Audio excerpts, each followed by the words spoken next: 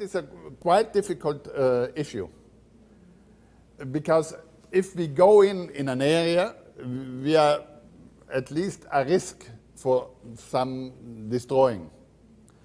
And the thing is quite simply understandable if you know that wild nature is only wild nature if we do not harm. So the first important thing is we go in as single persons, also in 3-4, this is a single group, but not thousands. If 1,000 people are going on the Hillary route of Everest, this is not anymore wilderness, this is a pista, like skiing in snowboard. It's not a big difference. I call the alpinism of today pista alpinism, because 90% of the climbers are following pistas. On difficult routes where they found some bolts every 2 meters, so they have a line, because you don't either look for the line. If you go on a pista like on Everest normal way, not if you go on a different way on Everest, on the West Ridge, on the southwest face, on the north face, there you are by yourself. So I would say to young people, if you like to go in to make experiences, strong personal experiences, go where nobody else is going. Don't leave any tracks, your footprints, but the snow will, the wind will destroy them. And so wilderness is there forever. Preservation is quite easy if each one is going where the others are not going and leaving nothing. We are free to go everywhere, but we are not free to destroy the places where we make our experiences. And in the meanwhile, there are so many climbers interested in high places that thousands are going there, and the Sherpas made out a business of this, why not? And they prepare the routes, and so they prepare a pista, and on this pista, this is a possibility for many people to go up to the summits. And for this, I call the climbing of today the pista alpinism. Very simple. But pista alpinism is tourism. What is tourism? Tourism is an activity where the organizer is preparing your stay in a way that is quite safe and secure. You don't like to make holidays in a hotel where maybe you die because it's poisoning or something like this. So if you do your holidays, if you pay for your holidays, you like to have a secure way to skiing down or skiing up with the ski lift, or to have a good pista to the summit. But alpinism, classical, traditional alpinism, is beginning where tourism is finishing. And if tourism reached the summit of Mount Everest, where alpinism is beginning? On smaller mountains and on unknown places. Very simply.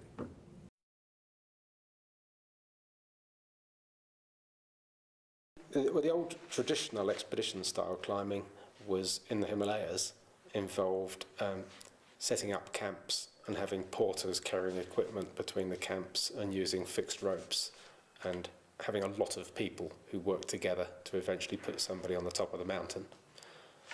Alpine style climbing is simply a small group of people who are not out to fixed ropes or use bolts. They really start from the bottom of the mountain and climb as a man in the street would expect you to climb. Both climbers climb all of the pitches. There's no hanging around on the ropes, or absolute minimum amount of hanging around on the ropes. And you're accepting the challenge of the mountain. There's a much greater chance of you failing, but the personal rewards, I think, of success are much, much higher.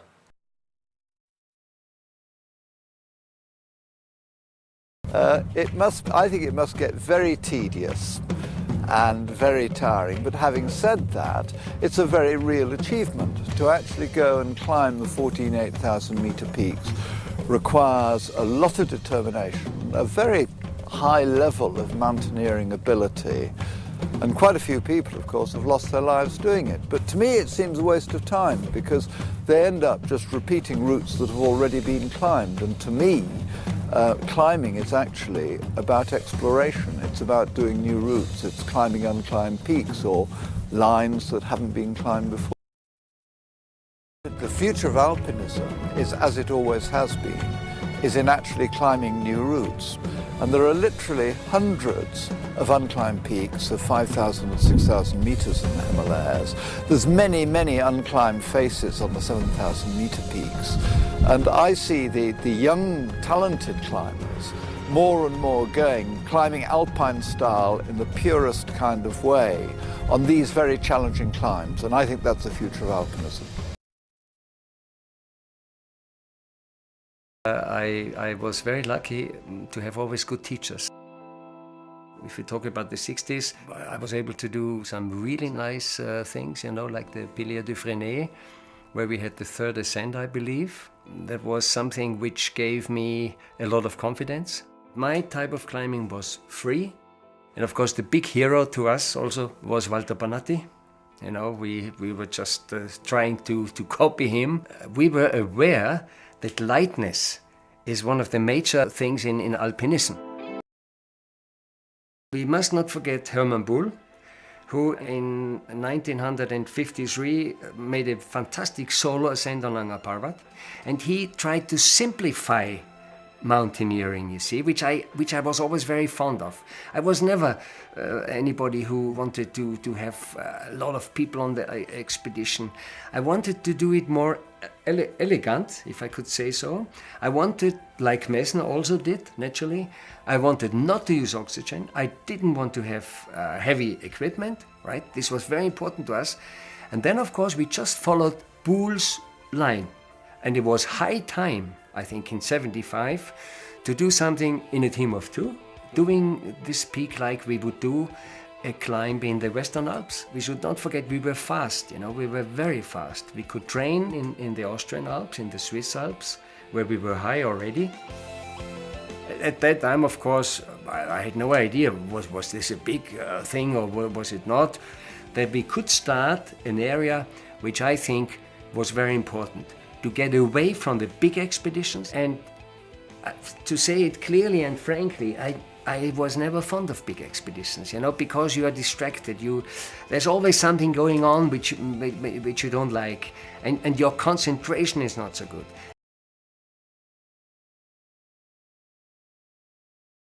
I keep reading and hearing that climbing's always been super competitive. I disagree with that. I would say, as Don Williams said, that there's always been competition, but for the route, not to be better than anyone else particularly. We wanted to get the route done. We would be a bit annoyed if someone else was going to do the route before us, because that's where all the interest is, in going where no one's gone before, you know, looking around the next corner. Like Cicero said in the 1st century, what's always fascinated a man most is the unknown. I tried for 4 years since Everest to go to Kanchenjunga. It seems we were the first to arrive at this north base camp site, Pangpema. We pulled it off against all the odds, really. But looking back, that was the most demanding climb I ever did. First time a big mountain had been climbed lightweight, without masses of fixed rope, without a lot of Sherpa support. When you are pushing the limits of your endurance, when you are climbing high, it does concentrate your mind. All your life becomes so kind of down to that point, so focused, that all the rest of your life is very, very distant. And it does have the effect of calming that inner chatter. Why do you bother climbing? Why do you climb? All I could think of saying was, well, I get grumpy when I don't.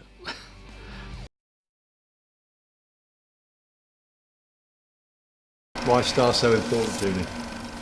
Style in life is important, isn't it? I don't know. Is it? Of course it is.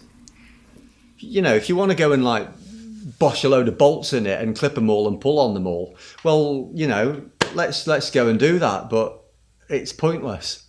So we may as well just walk around and stand on the top and hail and how good we are. Then, you know, if you're not going to use the best style available to get to the top, well, why bother? That's why style's so important. That's why I get bloody upset when people call me, people call me an elitist wanker. Well, I'm not an elitist wanker. I just think that, well, if you're going to get to the top of a mountain by any means going, you may as well just take a helicopter and land on the top. I think being bold, being brave, and making this jump in life is probably not as difficult as what people imagine. Carrying on living how a lot of people live is difficult. That's bloody difficult. I just look at people's lives and out there, and I walk past people on the street, in cities. I walk past people. I see people's lives, and they're grey. Their lives are grey. And I just think, Christ, what a way to live. Escaping that and, just trying something, even if it doesn't work, doesn't matter. You'll go back, you'll find something. 9 years down the line. Maybe I'll just wake up one day and say, right, that's it, enough's enough. Bollocks to all this, let's go and buy a house. Maybe. Maybe not.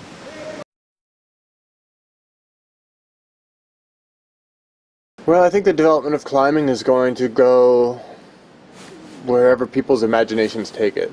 And I see it as being very, very fragmented right now. There's still going to be this group of people that enjoy collecting summits, whether that's the 7 summits or all 14 8,000 meter peaks. Yeah. And to them, maybe it doesn't matter the means to that. They just want to have a checklist. They do all those things. They accomplish all those things. The style of climbing I'm developing or that I'm into is more one where the focus is really on what the experience is, not just with the experience within yourself, but also the experience that you share with the people on the trip. Yeah. And that includes everyone, including the culture you're going through. Like if you're going through Pakistan, that includes that culture. It also includes, the people you'll maybe hire to help you. Yeah. It like the cook that you have in base camp or whatever, and it also includes your climbing partners, of course, and I think that is a style of climbing where it really comes down to just simplifying as much of the logistical part of the experience as you can, so that you have more time and energy and attention for the people and the environment that you're going through. And I think that for me is where I like to see climbing going more in that direction.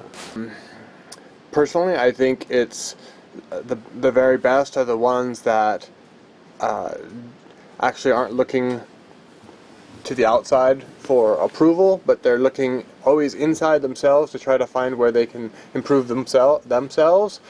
And then with the end of their life, they look up and they realize they were the best at something.